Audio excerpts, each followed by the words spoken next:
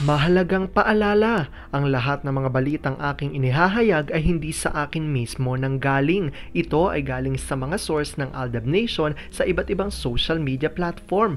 Ako ay tagapaghatid lamang at nagbibigay ng komento. Magandang araw mga Aldab Nation! May panibago na naman po akong update para sa inyong lahat. Pero bago natin ito umpisahan, ay huwag niyo munang kalimutan na mag-subscribe sa aking YouTube channel at i-click mo na rin ang katabing bell button para maging updated ka sa mga latest videos na i-upload ko. At kapag umabot na ng 100,000 subscribers ang aking channel, ay may sorpresa ako para sa inyong lahat.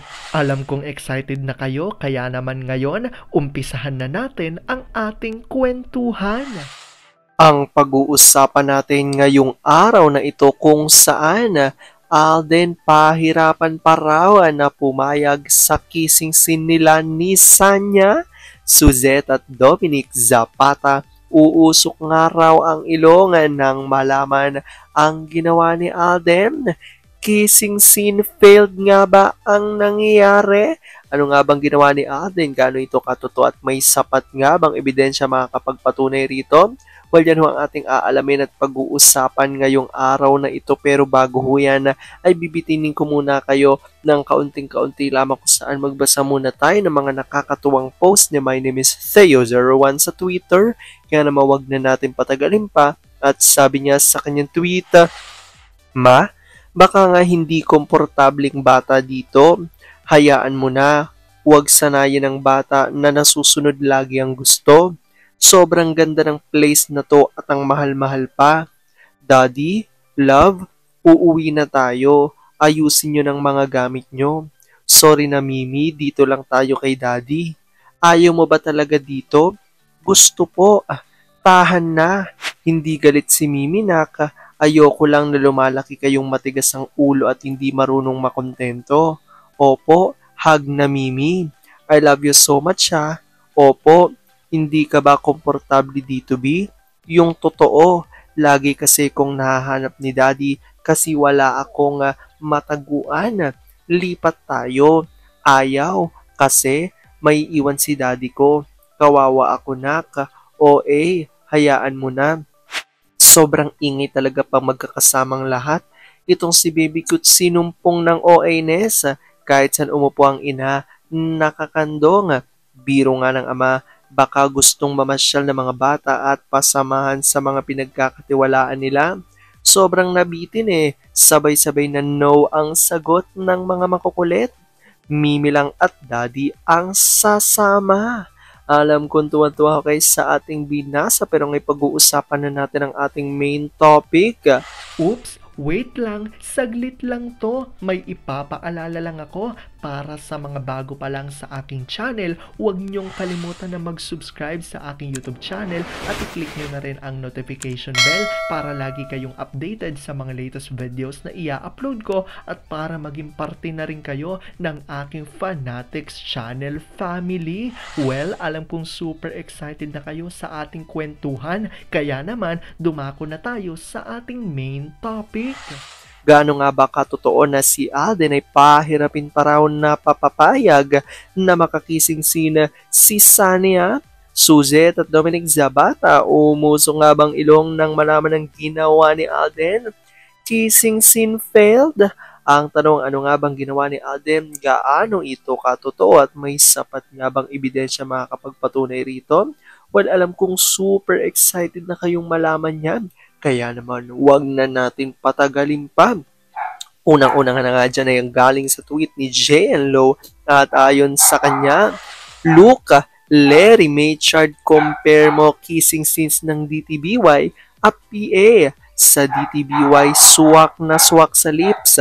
Sa PA, below the chin yung nguso ni S at above the nguso ni S ang bibig ni A. At kalakip nga ang magkaibang litrato dito ng kissing scene ni Nameng at Sanya. Pero bago natin yan talakayin, ito pang reaksyon ng ilan sa Aldab Nation at sagutan ni na Larry at JNLo. TH na TH po ha, madami na namang uusok niyan. Congrats Sanya, Sanden, Direk Dominic Zapata at Aling Suzette Doctolero. Natupad ang gusto nyo. kahit ipilit, hindi gaya ng mga ito. Ganyan-ganyan din yung kissing scene ni A and Jasmine sa PWBU. Hindi rin swaka. Busy din ba ang director noon? Sa VM siya, meron din. Pero tuka lang. Hinahanap ko, hindi ko makita. KM lang talaga ang real kiss. Prolonged pa. With feelings, kung may award as Best Kissing Couple Runaway Winner, ang May Chard. Just watched episode 31 of Pulang Araw. Very brief lang yung peking kissing scene. Seconds lang. Nahuli sila ni Carmela na nanay ni Teresita. But I don't believe it's the last. May kasunod pa yan. May LS nga daw, not just KS. Sulitin na raw at need sumikat ni SL. At ang laki na ng nagastos kakaritoke. Wala namang ROI. This scene only proves na kahit sumusunod si A sa management niya, ay may limit pa din siya. Napanood ko si A noon nang wala pang Aldab sa episode ng Wagas sa QTV11 with Andrea Torres. May lips to lips sila doon and dikit ang lips niya. Why now after Aldab, KM lang siya, all out. Why kay Jasmine and SL, simulated lang. Look here, eto yung kay A and Jasmine, pareho lang sa KS. Tanggapin nyo sa GMA, KM lang ang kikis si A, the way a kiss should be. Hindi nila matanggap po yan. Kaya nga tabo na aminin yung kay M is because gusto nilang idikit lahat ng artistang babae kay A. Bukod tanging si Alden Richards lang ang bawal maging taken, lalo na kung ililink kay Maine Mendoza. Tanggapin nila or hindi is immaterial na. We just posted the proofs na iba si A sa LLs niya. Iba ka M. Tapos there's the rumor na hindi kissing scenes with Julia M in 5BU and AR. It was really M na ulit-uli sa katatapos lang na na-shoot niya. Ayan nga po at makikita natin yan na nagreaksyon ng ilan sa Aldab Nation. At makikita nga ulit natin dito sa litratong ito na talagang magkaiba nga daw. Yan ang napansin ng ilan sa Aldab Nation. Dahil makikita nyo naman sa kaliwang picture nga, dito sa Destined to Be Yours ay talagang wala nga raw kadaya-daya, di ba ang kissing scene dito ni na Alden at ni Meng dito sa Destined to Be Yours at kahit pa yung nagdaan na movie nila na Imagine You and Me, ganyan talaga ang kiss at yung telemovie nila na Love Is, kung matatandaan nyo may kissing scene din sila doon and talagang walang kapeki-peki nga at yung mga kiss o smack nila sa Eat Bulaga ng panahon ng Aldab Phenomenon, talagang wala nga raw kadaya-daya ang kissing scene ng dalawa. Pero makikita nga rito, ito nga yung latest na kissing scene ni Alden with Sanya Lopez dito nga sa bago niyang soap opera na Pulang Araw.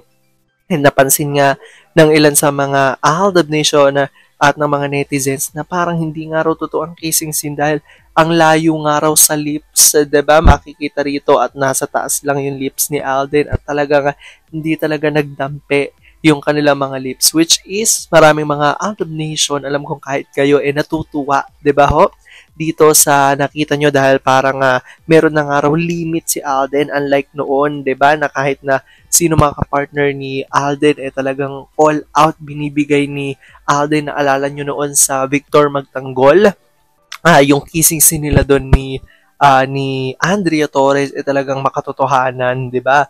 Which is ngayon nga sa mga bagong mga proyekto ni Alden na ginagawa laging ang parang hindi nga raw totoo o peke lang ang kissing scene at maraming ADN na source ang natutuwa rito dahil tila nililimit na nga raw ito ni Alden, siguro daw ay baka dahil sa kanyang di umanay asawa na si Meng at para na rin sa kanyang mga anak talaga nililimit na niya ang kanyang work at hindi na siya all out. Ang tanong tuloy ng sambayanan, ano kaya ang nagreaksyon dito ng direktor na si Dominic Zapata? Di ba? At ang kanilang isa sa mga executive ng GMA na si Suzette Doctolero na talaga namang number one enemy ng mga Aldab Nation. I-comment down below nyo nga dyan guys kung anong stand nyo dito at kung kayo nga ba isang ayon at natutuwa sa panibagong ginagawa ni Alden sa kanyang mga proyekto. Alam ko dahil dito marami sa inyo mas lalo ngayong kumakapit at naninindigan na Aldab May Chard is real. Pero sabi nga natin na kahit na ano pa man na magdesisyon ni na Alden at Maine sa kanilang buhay karera at buhay pag-ibig, ay kailangan natin silang supportan, kailangan natin itong tanggapin ng buong buo dahil yon ang kanilang deserve. At yan ang aking update for today's video.